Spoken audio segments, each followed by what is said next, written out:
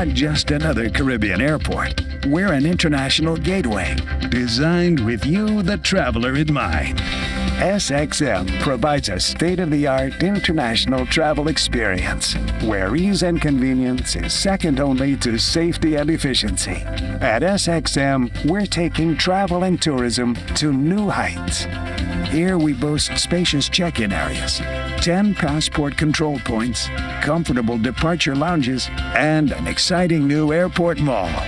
Finally, there's an airport in the Caribbean that takes your travel plans as seriously as you do. Princess Juliana International Airport. The experience will move you. Welcome to Late Night Show. Hope everything is okay. Hope everything is all right. I'm your host, Andrew Dick. Okie dokie, kids, what's happening on the lovely island of St. Martin? We begin with the news of a lot of strange things are happening in the police department, and as far as crime is concerned. And it's a bit scary because the rise on domestic violent crimes continues to climb. Yeah, it continues to climb. And there are several incidents that support this. Just today, we received a report from the police department whereby a man held a woman hostage and with a weapon. Is this if you don't love me, bang me new culture, or if you don't bang me, you don't love me? The other way sounds much better. But anyway, domestic violence is a serious thing, and I know that the wonderful people at the Victim Support Services are available for those who are going through any type of domestic violence. If you're a man, same thing. If you're a woman, of course. And also you have Safe Haven. You have some organizations that look after these type of situations, but it's quite alarming, and it's something that we need to mention so that it doesn't create like a taboo situation whereby, you hear, oh, he do what? Or she do what? And then we just continue our day because it ain't us. Until it is. Until it is. As far as government is concerned, the Council of Ministers press briefing took place last week. This week it didn't take place because problems in the Council of Ministers press briefing. Our own SMN News caused some trouble in the press briefing last week because, the ministers have the press briefing, the Council of Ministers press briefing, as a puppy show. The reason why it's a puppy show is because they come, they say they don't have, they're not taking any questions. They're going to come out. They're going to just talk. And as soon as they finish, they're leaving because they have a next appointment. So why your ass coming to the press briefing in the first place? It's called the Council of Ministers press briefing.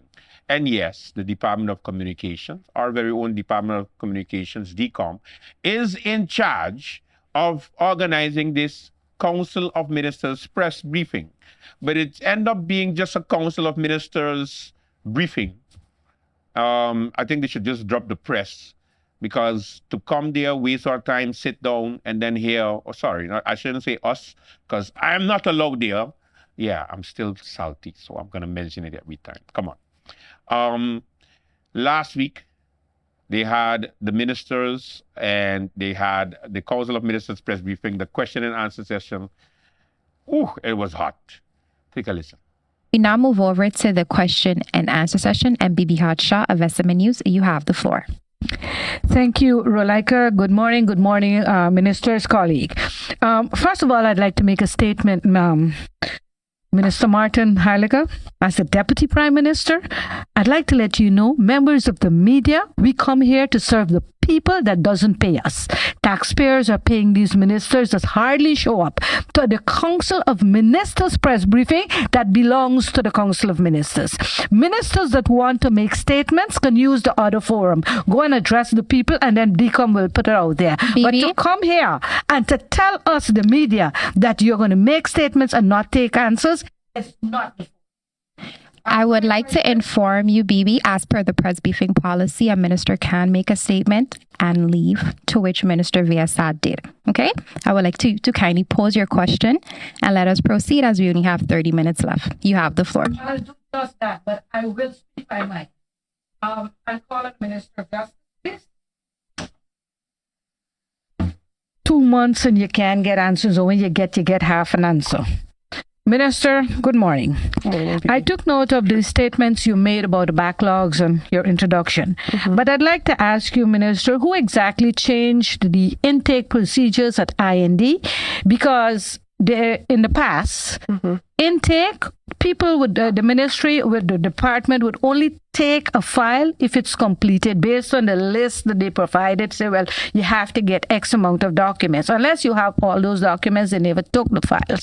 Today, what we're seeing, files are submitted, and then a year later, people are told documents are missing. This is what I believe created the backlog. Have you done an audit to make sure that procedures that were in place, that are still in place, and are being executed? Another thing I'd like to ask you, Minister, and just last week or the week before, I brought this to your attention, and thankfully it has been solved. But what about those people that didn't go to you or never know that they could reach you to get their problems solved? And this is about the overcharging or double charging of people that submitted for residency permit, even for Dutch citizens that are trying to re-register on St. Martin are having to wait a whole year, and they're either double charged or overcharged. And then when they ask back for their money, then they're not getting the money. In the case that I brought to you, I want to publicly thank you that a credit note was issued, but it took almost a year. I'm trying to figure out, how is this possible? Have you done an audit? Have you checked into this? And to lessen the backlog, to get it smaller, have you decided at some point that I will go back to the original intake procedures? So a couple different things. The first part is, indeed, I know that matter was resolved that you had brought to my attention. So I'm happy to hear it confirmed as well. But I knew on my end that the credit note was issued. When it comes to the procedures, indeed, some of the things that we're seeing is these incomplete applications. That part of that is also the system that we're using, that online portal, because people are able to upload blank documents, incomplete documents, and the system is not able to filter that out. So that is also one of the reasons that I've said from the beginning that we're working towards getting rid of the current system that we have for that online platform that we're using and going over to a different system. We are aiming to have that launched in the month of August, actually. So we're making good progress on changing to a new system. And then I'm hoping in some of the little things that I've noticed where maybe the system is contributing to the backlog, that we're hoping to build into that new platform ways that we can catch these different issues. So that's one thing. When it comes to matters of integrity within the immigration department, I take those very seriously. And in terms of audits, I am looking into discrepancies and things that are going on. However, I'll also take this moment maybe to urge the public when things are happening to report them, because we have a lot of times that I understand, people are in vulnerable positions when it comes to your immigration status, but we hear the stories, but nobody is coming forward and reporting them to the authorities. And then it's very difficult for us as a ministry to take disciplinary measures, to take criminal measures, if people are not coming out to report. So I want to urge anybody, if there are things happening, to come forward and report those things. Please go file a report at the police, go to the Landsrecherche, and make those things known. But we are looking into it because for me, I take it very seriously that we provide a service to the public, and I think we need to be better in the service that we provide. And it shouldn't be that people have to know people or that you have to pay people in order for you to get your things done. And that is something that I very much hope that in my term as minister that I'm able to clean up this ministry, not just the immigration department, but the ministry as a whole. And I think that other ministers have the same thoughts for their ministry. I heard the Minister of Romy make some statements recently as well about things going on there. So again, I urge the public to come out and speak because, again, you shouldn't have to pay for the things that the government should provide to you. So those are, I think, in a nutshell, yes, we are looking into it, and I am taking those things very seriously. Can I get a follow-up, Rulaika? Sure, Bibi, go right ahead.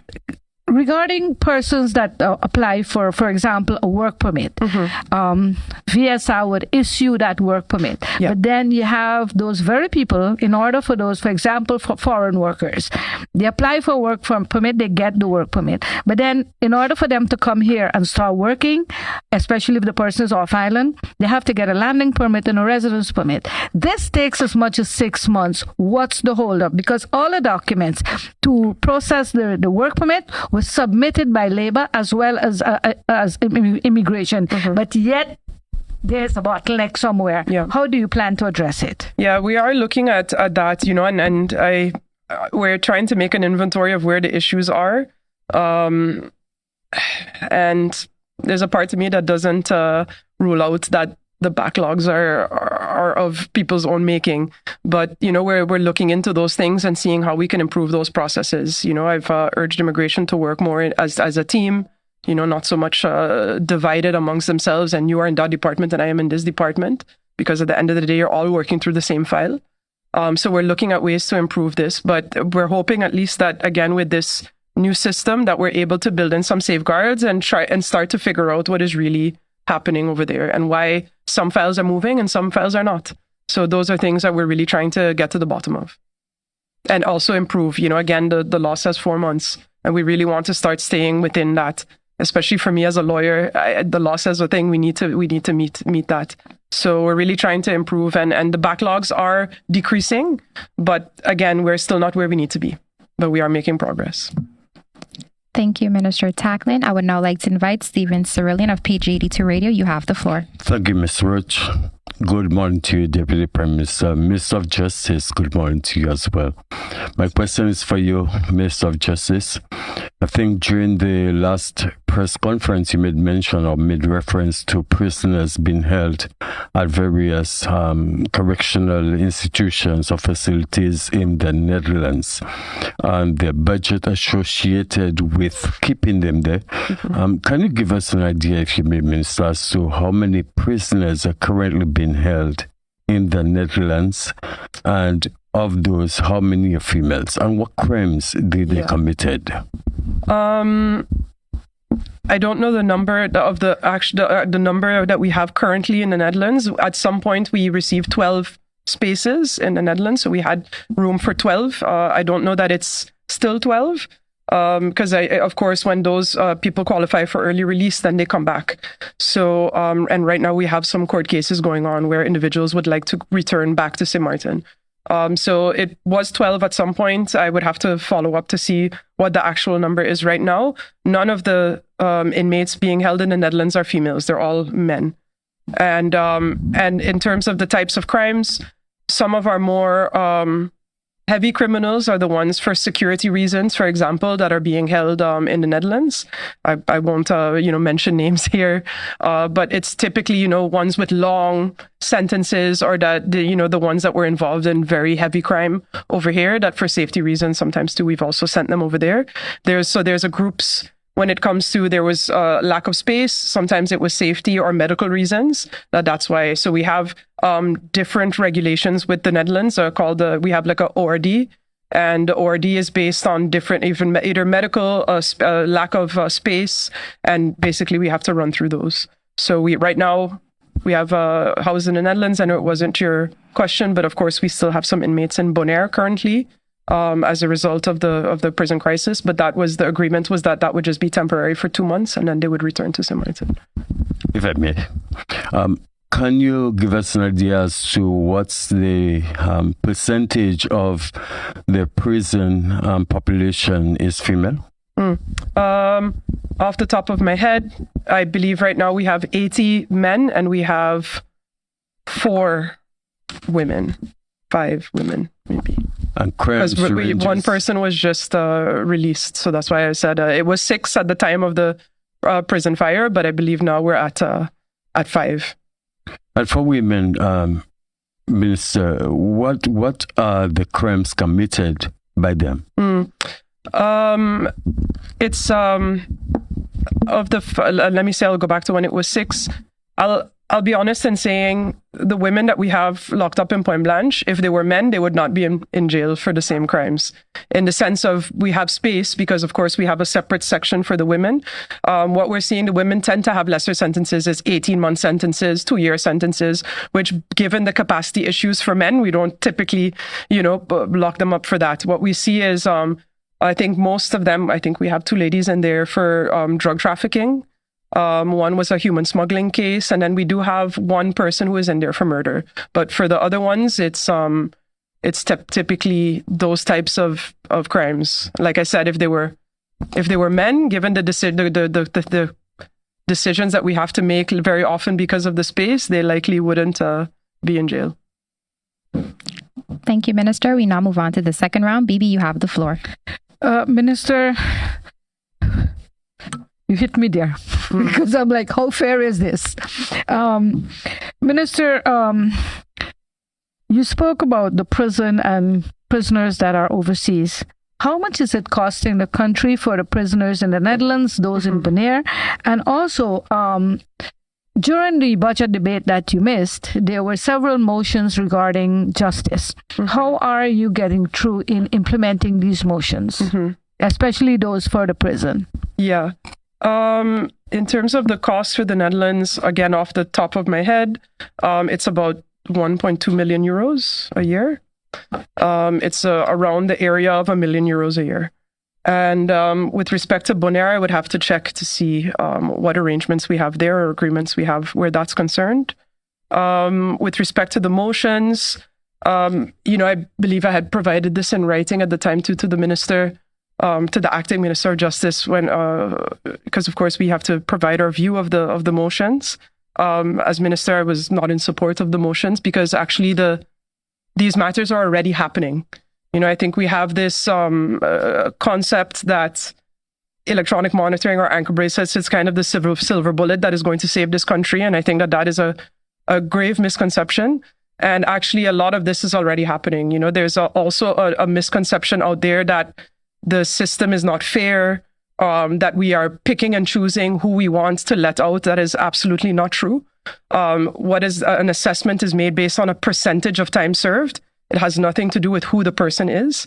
So all of these things are already happening. We are already releasing individuals prior to 66% of their sentence being served.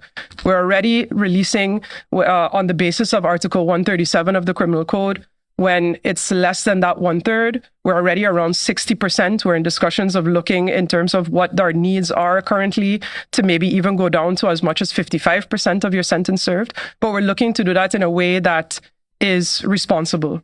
And we're already giving, reductions of a maximum of 18 months. So we have these motions coming up there and flying. There's a certain rhetoric being put out to the public that I think is dangerous and I think is unfortunate. So we are, in terms of when you're asking how am I making progress on it, we're making progress because it was already happening. So we're looking into structurally putting this down on paper to then, of course, report back to Parliament in terms of how we are dealing with those motions.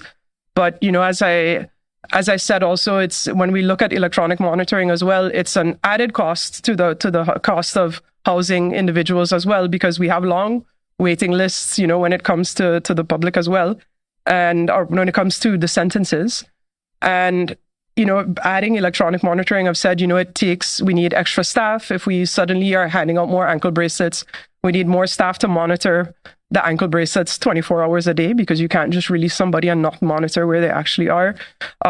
You have, of course, you need extra police presence on the road, because if somebody breaks a condition of their release, I need to be able to send a patrol right away to pick up that person. Then I also need space in Point Blanche to put them back when they break the condition of their release. So it's a little more, complicated than that, but we are releasing individuals, and I want to say the system is not a pick and choose of who you like or who you don't like. It is very much based on numbers. And, as I've also explained to the inmates when I was up at the prison after the fire, I said, in the eyes of the law, all of you are equal. It doesn't matter if you got 20 years or you got 2 years or 4 years. The law looks at how much percentage did you serve of that amount. And I was like, and 1/3 of 20 years is a lot more than 1/3 of 2 years, because sometimes they have the feeling of, oh, but I have 1 month left and he have a year left and you all let him out. How is that possible? But again, it's because of those percentages and not the, yeah. Yes? Thank you, Minister Tackman. Stephen, you have the floor. Thank you, Ms. Roach. My question is for the Deputy Prime Minister, Minister of TIAT. Minister, recent reports indicate that the TSA no longer requires travelers to remove their shoes in the United States at checkpoints. Will that same procedure be applied to St. Martin as well? Thank you for your question. Well, that procedure has been applied from the onset when we modernized our airport. The airport is using a model called CTIX, so CTIX 6040. You don't have to remove your shoes. You don't have to take out your laptop. You don't have to take out your toiletries, and you walk straight through. I've done it. Like, I've traveled a lot these last couple of months and straight through, and I've seen it with it alleviates the lines because of the modern system that our airport has. We don't have to do it. I for sure didn't have to do it, not because I'm a minister, but I've seen it with my own eyes. Many people not having to take off their shoes. So we have the most modern model. And if anyone wants to research that model, it's the CTIX 6040. That's the model we're using. And with that model, you don't have to take off your shoes. And I'm glad that you don't have to do that in the US, because that takes a long time there too. So good thing is that we're 10 steps ahead of the US for once. Thank you, Minister. Yes. Thank you, Minister. We now move on to the third and final round. Bibi, you have the floor. Minister Martin, I'm going to go off track because you're definitely Deputy Prime Minister, and I assume that you would be able to help us out getting some understanding as to what's going on with the motions that were provided for NVG EBE and the relief that members of Parliament want to give to consumers on St. Martin, many of whom could hardly pay their bills. But, Minister, based on an ad taken out by GEB management regarding this issue and other issues, because up to now we can't get the director to speak to local media, they're saying that they have to do a new study apart from the ones that were done by the government or the Council of Ministers, the Prime Minister that announced it, and before any form of relief can be given. I'd like to know if the Council of Ministers, not just the Prime Minister, but the Council of Ministers, have they considered when discussing this matter the loss that GEBE would suffer because of the fact that one might think they're getting a loan to buy the 3 engine. This is just a promise so far, but when they do get it, they have to pay it back.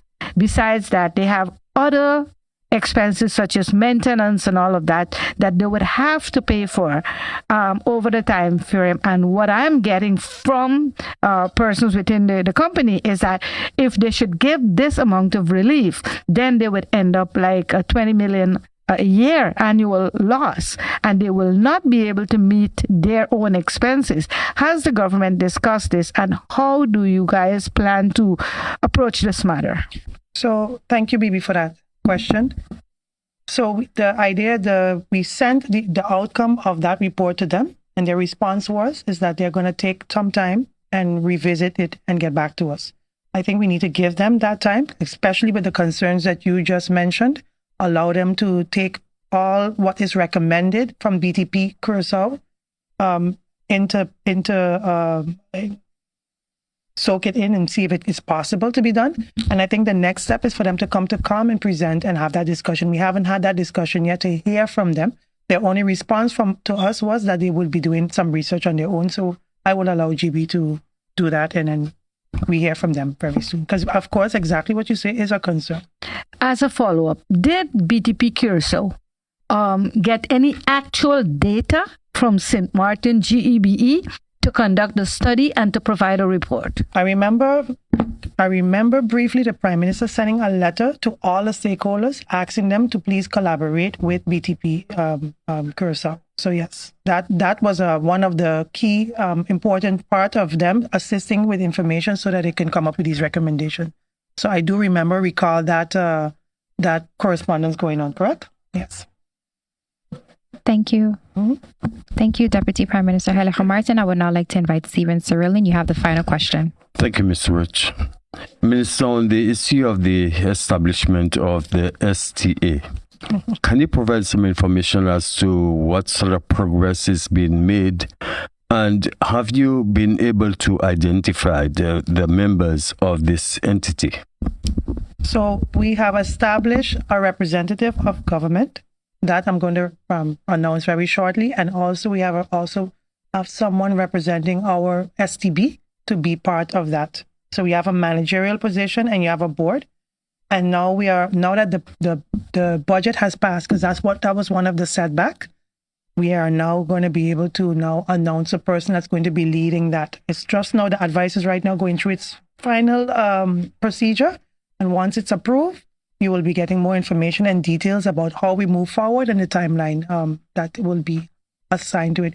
I know for a fact it shouldn't take more than 6 months to establish it. So the idea is to still have it done before the year is over. Very important milestone for St. Martin. You see what I mean? You see what I mean? Listen, do not invite the press to come to your weekly press briefing if the Council of Ministers is going to dictate what they will answer and what they will not answer, or that they're not answering any question at all. It defeats the purpose of having a press briefing. You see how I just messing with the words, because it's supposed to be we're supposed to just self-explanatory, just like that. No? It's a good thing I'm not invited to those things, because I would get pulled for you. I would get upset. During the Council of Ministers press briefing, you had, of course, the Minister of Justice giving us the lowdown on the workers of justice. No, not what they're owed, but basically just, Justice Week. You are all one. We salute you the men and women who are brave, while they're still waiting on their requisiti, they're waiting on their rightful paperwork, they're waiting on their decrees. You can't ignore it every single time Justice Week comes around.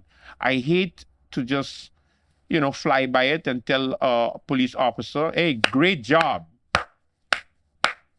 But it means absolutely nothing, because they're struggling to feed their family, or they're just in a position where they're unhappy. Yeah. The Minister of Justice, Natalie Tacklin. Good morning, St. Martin, colleagues, members of the press.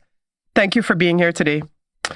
While there are no major updates to announce today, I believe it's important to remain consistent in showing up to these press briefings, not because justice doesn't pause, even when there's no headline. The work continues every day behind the scenes, and I remain committed to keeping the public informed and engaged throughout the process. Over the past months, much of our focus has been on laying the groundwork for long-term change, rebuilding trust, and strengthening our justice institutions from within. This includes reducing the immigration backlog, making significant progress on the final batches of LBAs, deepening our regional and international partnerships, and advancing the construction of our new prison facility in collaboration with our partners. At the same time, we're accelerating our rehabilitation efforts, because we cannot wait for a new building to give people a fair chance at rehabilitation and reintegration. This week, I'll be meeting with the team behind Turco Sta Possible in Aruba, a program that reflects our vision for humane and effective rehabilitation. The goal is to continue the dialogue and explore how these EU-funded initiatives can be implemented locally, either independently or in conjunction with our existing partnerships with the UNODC. These conversations are part of a broader effort to expand rehabilitation and reintegration pathways, especially for our young adults between the ages of 18 and 30. As we continue this work, we're also preparing to mark an important moment of reflection and recognition, Justice Week 2025, which is taking place from July 11th to July 17th. This year's theme, We Are Justice, is a powerful reminder that justice isn't upheld by institutions alone, but by the people who serve within them every single day. I invite the public to join us in honoring the men and women who serve within our justice system. These individuals are more than just staff or the titles that they carry. They are the quiet strength behind our institutions. They show up day after day, even when the resources are very limited and the work is very difficult. They carry the weight of justice on their shoulders, and they do so with integrity, with resilience, and with a deep sense of duty. So, if you know a justice worker, or if you see one in passing, I encourage you to say something. A simple thank you, a word of encouragement, or even a moment of acknowledgement can go further than you even can realize. Let them know that their service is seen and that they are valued. That we, as a community, recognize the sacrifice and the strength that it takes to do the work that they do, and that they are not alone in carrying this weight.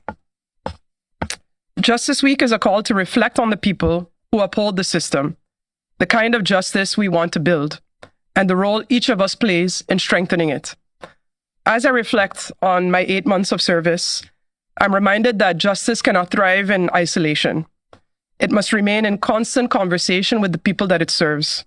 Every visit, every briefing, every moment spent listening has deepened my understanding of what this ministry must continue to stand for. I am proud to serve alongside those who carry this work forward and with heart and conviction. To help strengthen the connection with the public, the ministry will soon roll out a dedicated line of communication where individuals can submit questions and reflections. I look forward to addressing these directly, whether during press briefings or through our official channels, because staying connected to the people that we serve is essential to building a meaningful ministry of justice. That said, thank you very much, and I'll remain available for any questions. Time for another commercial break. When we come back, more late night. Stay with us.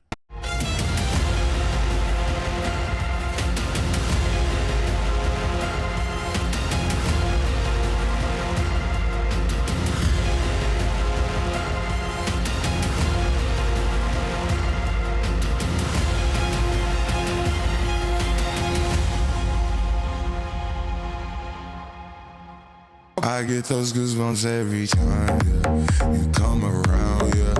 You ease my mind, you make everything feel fine. Worry about those comments, I'm way too numb, yeah. It's way too dumb, yeah. I get those goosebumps every time. I need the Heimlich, throw that to the side, yeah. I get those goosebumps every time, yeah. When you're not around, when you throw that to the side, yeah. I get those goosebumps every time. I'm having trouble with my internet. It's dropping in my bedroom and the kitchen. Problem in your internet is your Wi-Fi. You see, things like the size of your house, the building materials you use, like concrete walls, whether you have multiple floors. And let's not forget the distance between your modem and your devices, like your computer, your phone, TV. All these have an effect on the quality and the strength of your Wi-Fi. How do you know this stuff? You need to check Telem. They have mesh devices that allow you to create your own smart Wi-Fi network to cover your entire home. It's a few small devices working together like a team to cover your entire house with strong Wi-Fi signal. Super easy. Here, I get one from Telem today. Download the app from your phone app store, plug in the device, and plug into the modem. When light blinks blue, it's ready to pair via the app. Go to app, click next, and follow the instruction. Place a second device where you need coverage. Boom. Now you're covered. Telem makes it super easy. They offer convenient payment plans of just $12 a month. And my guy, and if you opt to get the fiber plan, they'll come and install it for you. Guess what? For free. Oh, wow. I'm gonna get my smart Wi-Fi plan today. Hey, let's do this thing. Today's self. Get your smart Wi-Fi from Telem today. Now it's time for your flashback. Let's take a look at some of the things you forgot that took place in Sid Martin. Of course, it's all about the podcast. Welcome to another edition of the Andrew Dick Show Late Night Podcast. I'm still figuring out the name. It's the late night, but it's a podcast of the late night. Andrew Dick Podcast. Glenda got something going on. We got Miss Glenda York of Sit, Sip, and Chat. She made sure she made a shirt so that I can remember it because I could never remember her name. Welcome.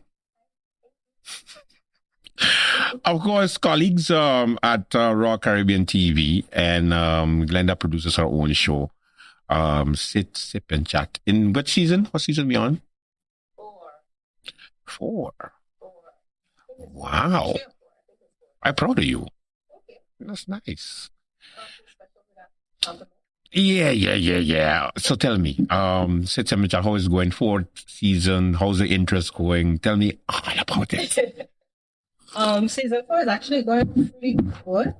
I think this is the most recognized that I've felt since the show started.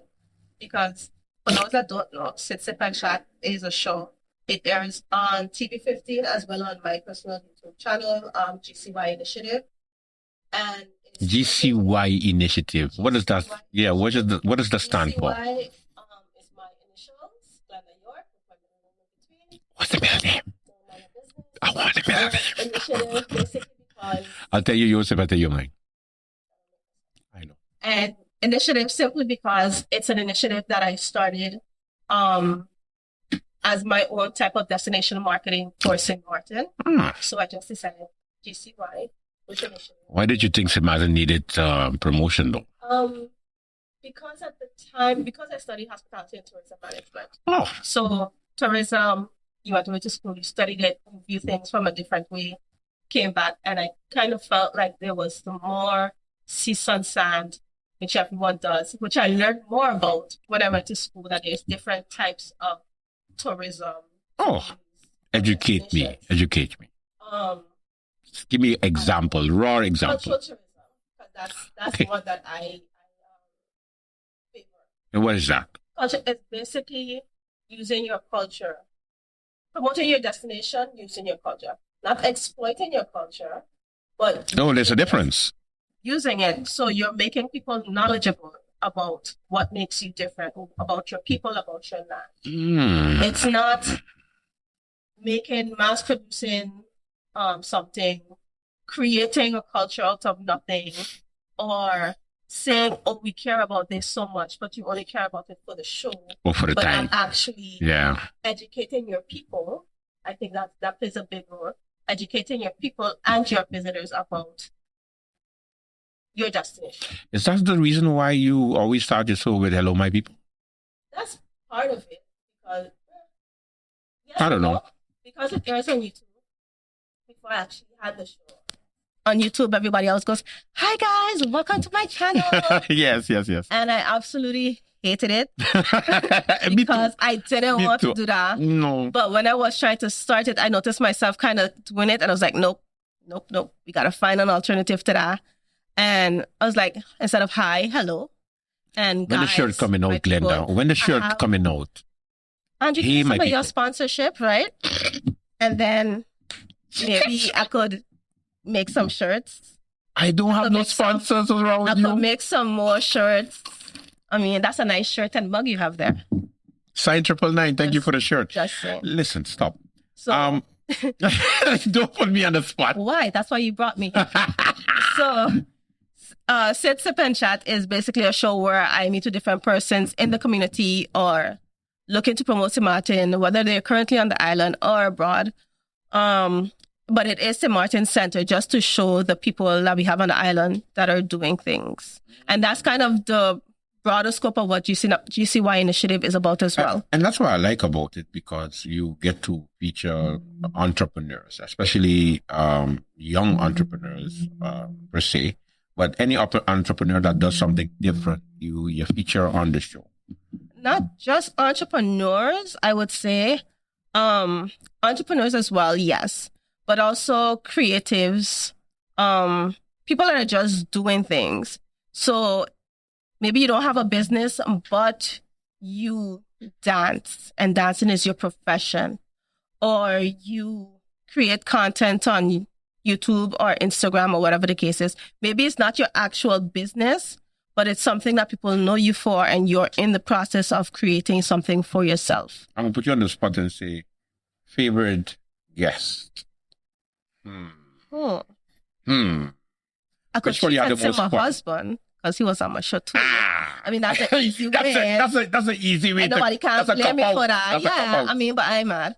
I will say one of my favorite episodes, I would say, happened last year because I like more discussion type stuff. Oh, you do? Which all of the shows are supposed to be more conversation style than asking questions like, how was your day? My day was very good. No, but it's conversation. We're having a conversation why we're finding out information about you. But I think one of my favorites, I would say maybe last year for St. Martin's Day, I did one with Mizzy and Jacinia for St. Martin's Day. Yeah, sorry. And we had the St. Martin's Day discussion. I really liked that. And with Rhoda as well for St. Martin's Thanksgiving, which is the first Sunday in December. We have our own Thanksgiving. Yes, we do. We are not American. You're not. I had a conversation with Rhoda about St. Martin's Thanksgiving and how it was created, why it was created, and then moving forward and just So that's kind of stands out for you. Yeah, those I think I really enjoyed those conversations. Not to say that there aren't others, but those are the ones that are freshest in my mind right now. Putting a show together like that has to be challenging because taken from me who does it daily, you do it weekly, right? From what I understand. Or yes, and yes. It's because you have weekly. seasons. Yeah, but it airs weekly on TV 15 for sure. But every now and then there's breaks in between. It depends on the fluidity of your guests coming in. But yes, it airs weekly on TV 15. You could see the flow. Yes, thanks. Mondays at 5 o'clock and Wednesdays at 8:30 on TV 15. You know, we're always fighting in the commercial. People think we actually have problems, because sometimes people say, but Andrew, why you keep on saying late night? And then the lady saying, sit in the chat. For real? Yeah, they tell me like why they going back and forth with the same name. I was like, because Andrew just want to take over my shine. I can't shine, so. Oh, stop it! You are sunshine. You're real sunshine. Look at you being nice. It's a podcast. That's supposed to be. Yeah, since when? Supposed to be something. That's true. Now, where are we going with the program, Glenda? Because I'm sure you have a bigger picture in mind, or you are where you want to be. Where are we going with the program? Right now, it's a work in progress. It is a work in progress. It is continuously work in progress. Because, like I said, I feel like now I'm getting the most recognition that I've gotten. I don't know what it is about right now. Or actually, I think probably with being part of Raw Caribbean and Great Bay Media, that probably has helped push it a lot. But I want to get to the point where... Any audience, or you're going to still... The audience, I actually did a live audience one. Oh, yeah? My first one. It was a small audience, but with Sigma. I did an interview with Sigma. If you paid more attention to myself, you would know this, Andrew. Let's see that one. I did a interview with Sigma, a listening party with Sigma recently. It aired like maybe 2 or 3 weeks ago. And we had a small live audience. We did it up at Axum Cafe. Shout out to Axum. We'll put a link. Please, John, put a link. Uh-huh. And so yeah, that was my first live audience type of vibe. So it was pretty cool. How was it? It was pretty cool. It was... I jealous different because I always wanted to do a live audience. Yeah, what's stopping you? People showing up. Yeah. Yeah. That's what the sipping part of the show is. The sip. So I should have gone to the late night sip party. Something like that. I'm not encouraging you to do no anything. Sipping. No sipping for me. No. That's why I drink coffee. Yeah. That's coffee. Now, with the program, I just want to dive a little bit into tourism a little bit because you also are a manager of a beach bar. St. Martin Crazy Beach Bar. SXM Crazy Beach Bar, yes. Yes. Who's crazy there besides you? You see what I did there? Yeah. Mm-hmm. That's kind of where the name came from. So we have SSM Crazy Beach chairs as well. Okay. You just giving me all type of thoughts to just go people. SXM Crazy Beach chairs are Muller Bay as well as in Great Bay. Pretty close to Sea Palace, just a little bit up. Look for the red and yellow. That's us there.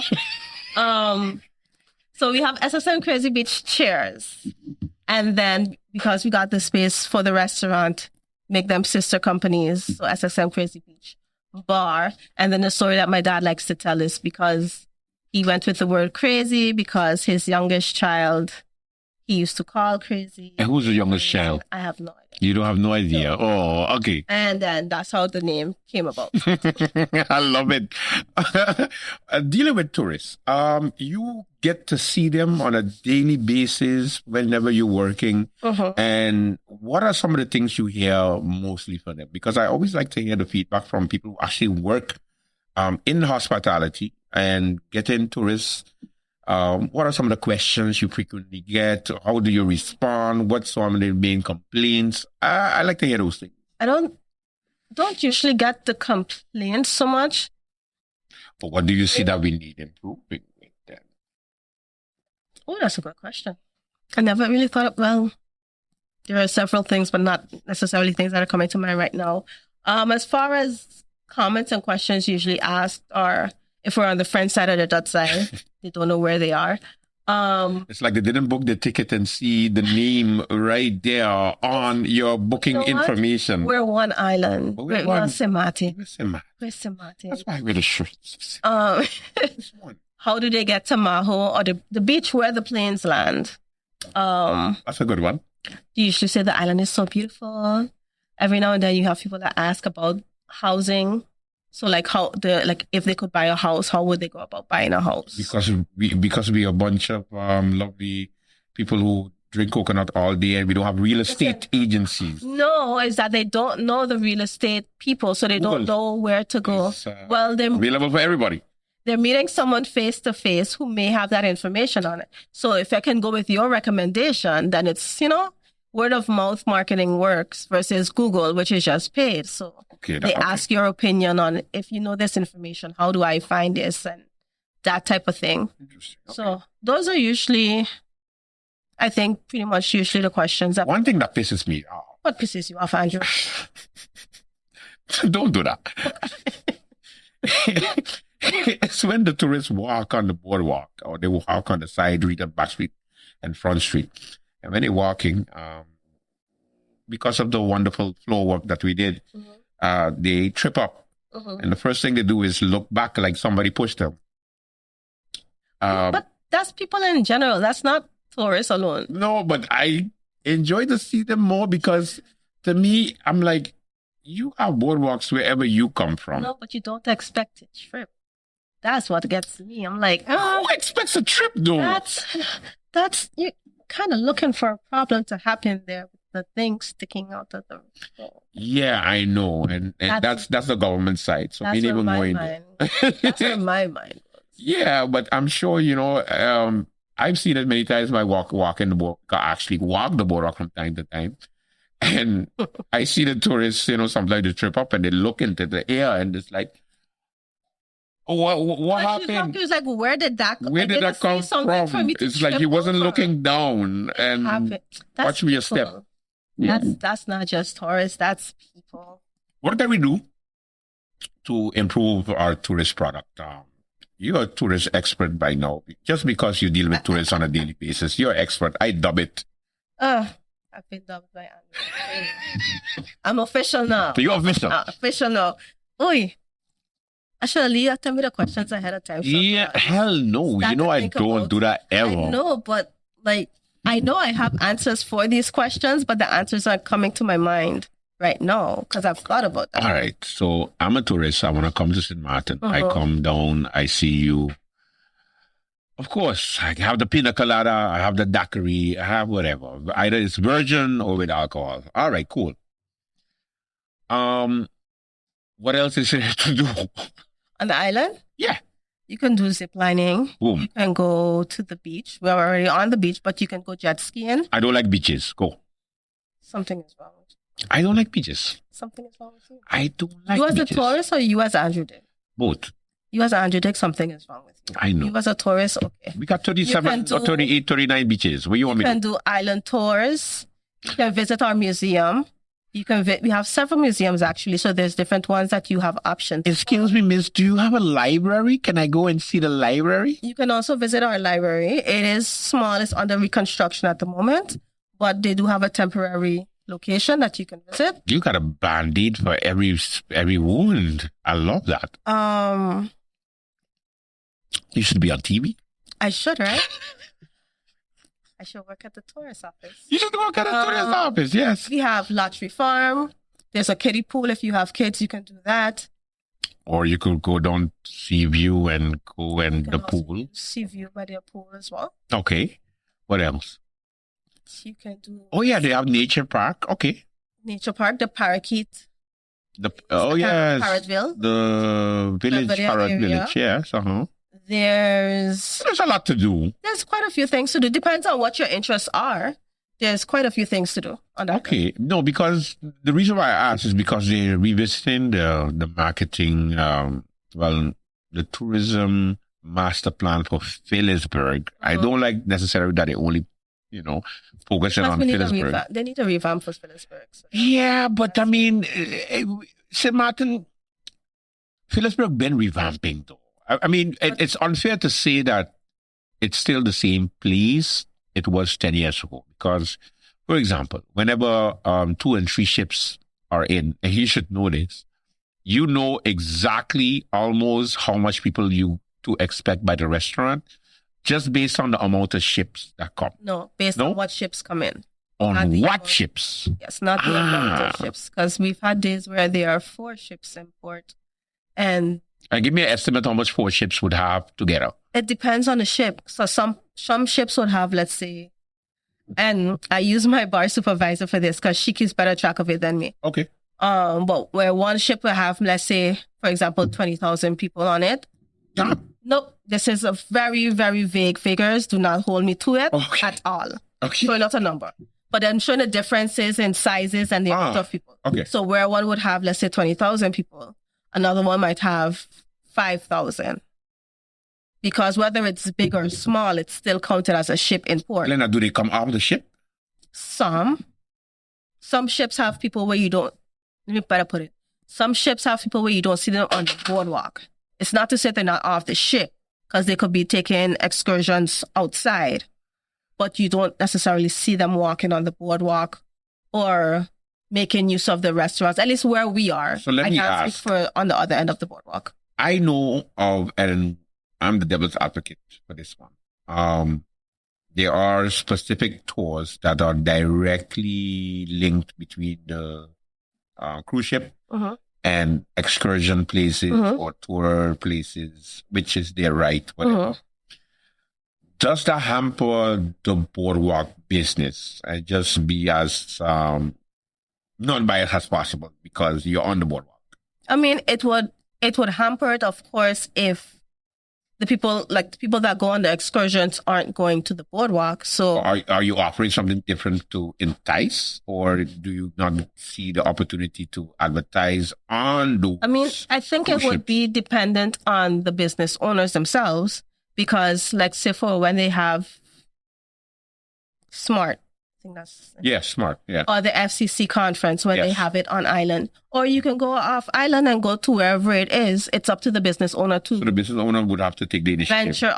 Venture out and go to those opportunities, conferences, to make those connections, to then make the connections directly with the ships if you want to have those excursions, or you can maybe go through whether it's the tourist office or it's not coming to me, Hospitality and Trade Association, SHGA. So maybe become a member of there, and then so like you streamline together. Like you can work on it, because I believe that's the point of the SHGA, is also to help you make those connections, and that's where Smart would come in to help you make those connections, have those meetings with those people to set up what you need to set up, or at least have the potential or the opportunity to set up those things.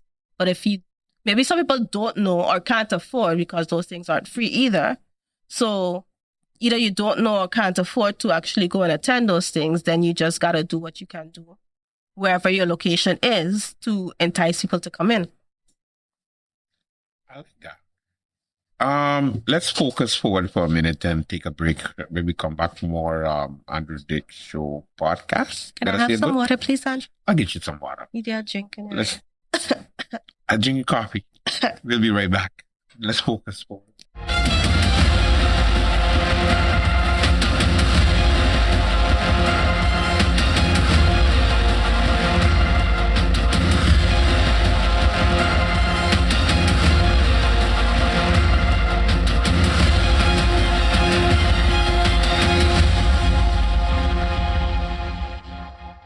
I hope you get the focus forward, and let's continue the program. At least I get to say on camera that I made sure give Glenda Thank some you water. so much. My throat was so very dry, and I was watching you drink your coffee. Oh, yeah, I know. And then you wanted something. No one offered me anything to drink. So. You can blame John for that. No, I won't. Then John should. Let's continue. Does it work? The bell? No? I should probably get rid of it. Wait. All right. So sip and chat. And chat. Which airs every day. I'm sorry, every week on TV 15. Mondays at 5 and Wednesdays at 8:30. And you can catch all the episodes on GCY Initiative on YouTube. Yeah. To be clear, you can come on the program once there's a fee involved, and then afterwards you get to discuss. You decide on whether you're going to put them on or not, right? Just want to make sure we're clear.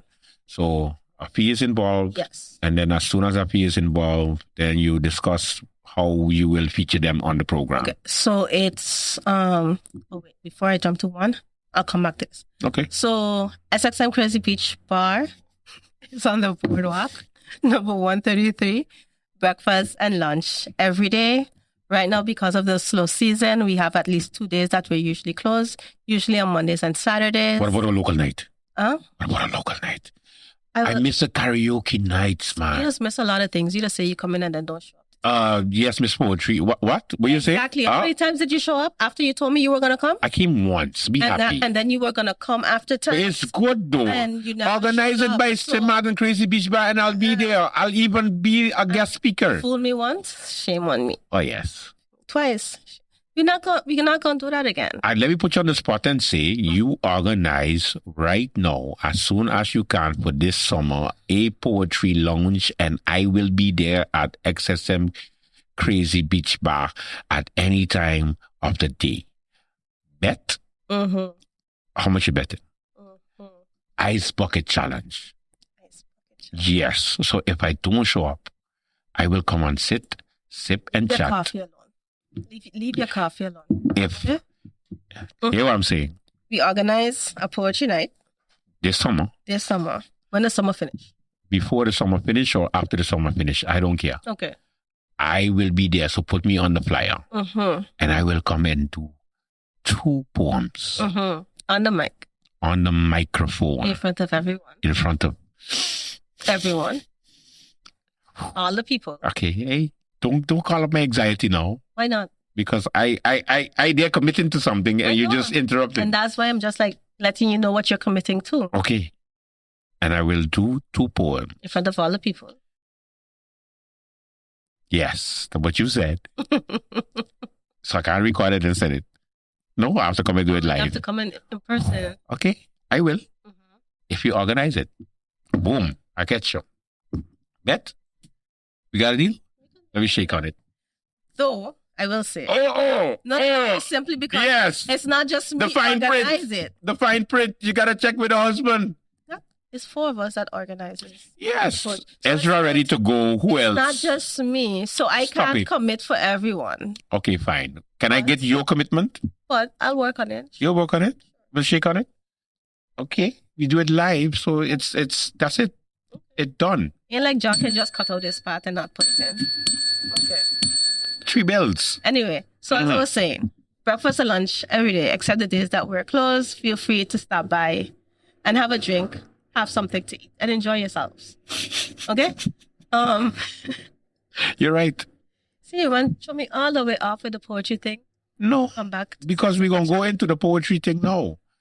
Now, for sure, I know that you have been part of organizing a poetry launch that has been amazing every end of the month for quite some time at Once a Rusty. month, usually at the beginning of the month, not end of the month. Same thing. At Rusty Rocket, you used to organize it. Mm-hmm. Okay. And why the sabbatical? Rusty Rocket closed. Our Oh my location. God. Oh, there's no location. St. Martin Crazy Bar doesn't exist. The thing about town, which is also why Don't even give me that local excuse that in town is dead after 8 o'clock now, please. I don't want to hear that because Booze and Bites would disagree with you. I would prefer to explain. Let me try to find the best answer. It's nothing to do with town being dead. I don't. Okay. If you throw an You event, don't subscribe to that. if you throw an event and your people know about your event, I think they're going to come. Correct. So I think if we decided to host it, Because we have a lot of poets here. we do. We Fred do. side, the biscuit people killing it. Coffee and soda biscuits. Same thing.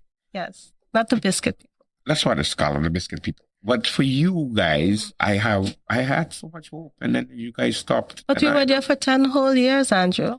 And we should 10 continue. whole years. Yes. And where is it? And where were you for those 10 whole years? I'm here now. Mm-hmm. Stop trying to, No, to guilt okay. shame me. Why? Why? I love that. Okay. It's the Virgo people. We Virgos, so we go at it all day. No, because then people are going to associate me with you, Andrew. Not, But that's a bad thing? don't do that to me. No? No. Okay. Not every Virgo the same. All right. Depends who you ask. Yes, Glenn. So yeah, our location had closed down. So it was a matter of finding a new location. Correct. And then time went on, circumstances weren't working out. And then Yeah, It's but kinda- I miss it. So even though I don't show up, I just like the outlet for those poets. we've had people that have asked, and Okay. it's not dead. It's just postponed until further notice. So what we're gonna do now is I know there are some clips, and I'm going to ask permission so that we can at least share a couple of those taped. Poet. Readable. Yeah. Do we have anything on file that you can share with us? Our social media pages. On which one of the social media page? Facebook or Instagram. And it's called what? Poetry Lounge? The Poets Lounge. The Poet Lounge. Not Poetry Lounge. Oh, so Poet Poets Lounge, Lounge. SXM. XXM. Okay. I would say just because I don't have the permission of all the poets that can share Of them on course, our platform, but at least they can. But at least they can look for it. That's all. Yeah. That's all. Poets Lounge, SXM. Okay, so please look it up. It's just a bunch of lovely people who try their hand in poetry, and also established poets Yes. that We had participated. Oh, you did? Yes, Lasana used to. He came regularly. He didn't always read, but he would come and be. And at the here, event. We yeah. had Fabian Badajo pass through pretty regularly. Oh, nice. Magueda Jackson. Magueda, sorry if that's the wrong last name. We had Magueda pass through. We had Sigma. We've had. Pete was the host. Yeah, Pete is the best host for that because he really gets, and he reads poems like nothing. And we've had persons that came from off island that heard about it, or Oh, nice. so it's amateurs as well as professionals. Because you have a bunch of poets that actually travel, believe it Yeah. or not. And once they see something is happening in town or something is happening anywhere, it has to do with usually poetry, they would go. Yeah. Right now, they just go into the biscuit people. Coffee and soda. At least you know the name. That's what matters. I wish you would stop calling them the biscuit people. So one day I'm going to get it correct. No, you're a liar. The only reason you got this correct now is because I have a shot on Sit, it. sip, and chat. What are you long- talking about? How long have you messed A up? couple of years, but that's okay. Thank you so much. Lounge SXM. All right. Final words. Glenda York of Sit, Sip, and Chat with Glenda York. That was all over the way, all over the place. Interview. That's what late night does. Sorry. Well, Andrew Dick show. Last talks, GCY Initiative. Find me on socials, Instagram, Facebook, YouTube.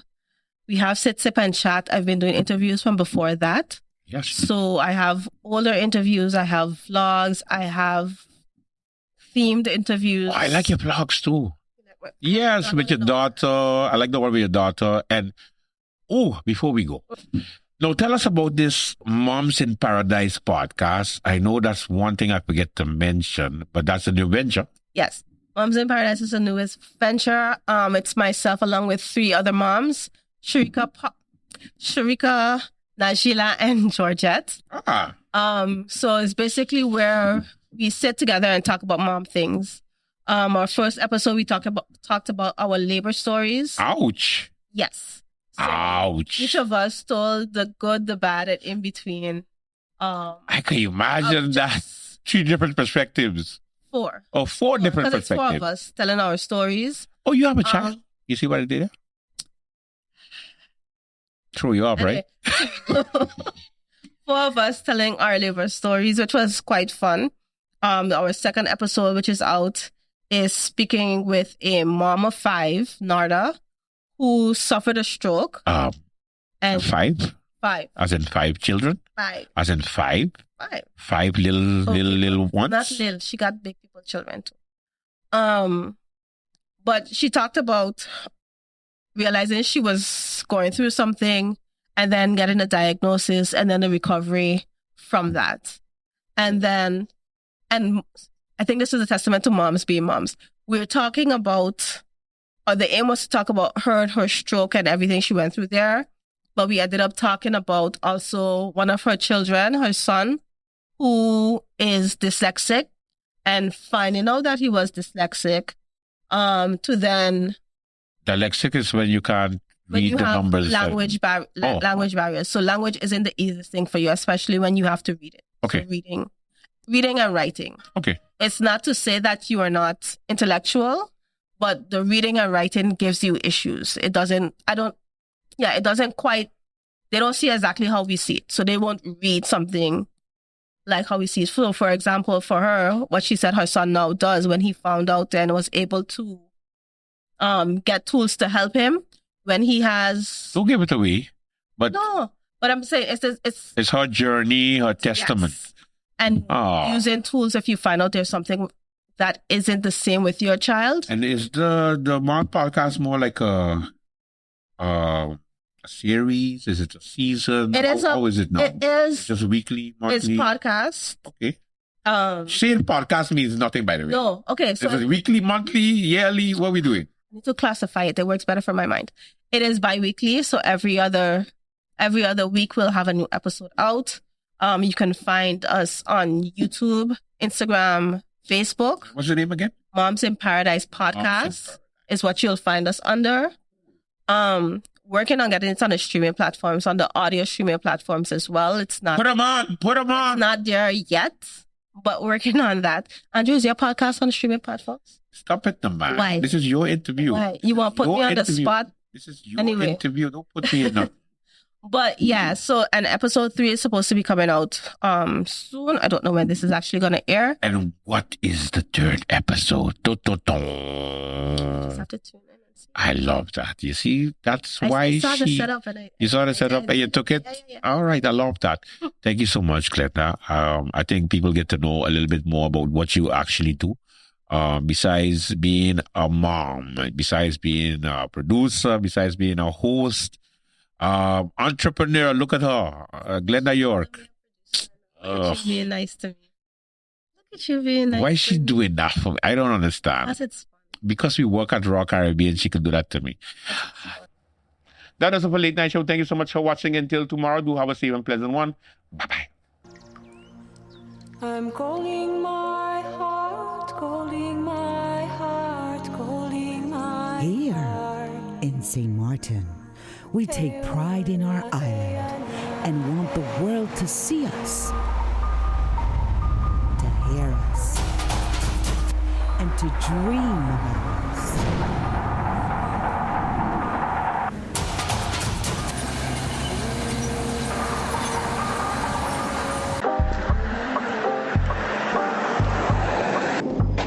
Yeah, it's here, certainly.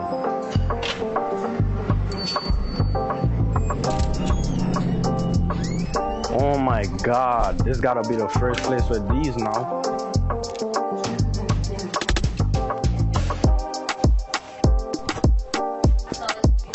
Yeah, this is it. Can I get this one printed, please? Of course, let me get it ready for you. Here you go. Thank you, bro. Like, this was really quick and I appreciate it because I'm on the run. Have a good one. Yes.